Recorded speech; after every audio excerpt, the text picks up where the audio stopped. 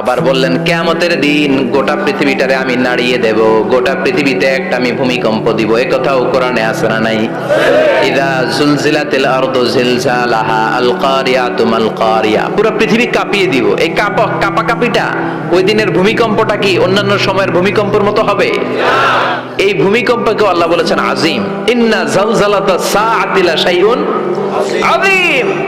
সেদিনের ভূমিকম্প সাধারণ কোনো আর্থকোয়েক নয়, সাধারণ ভাইব্রেশন না, এটা আযীম।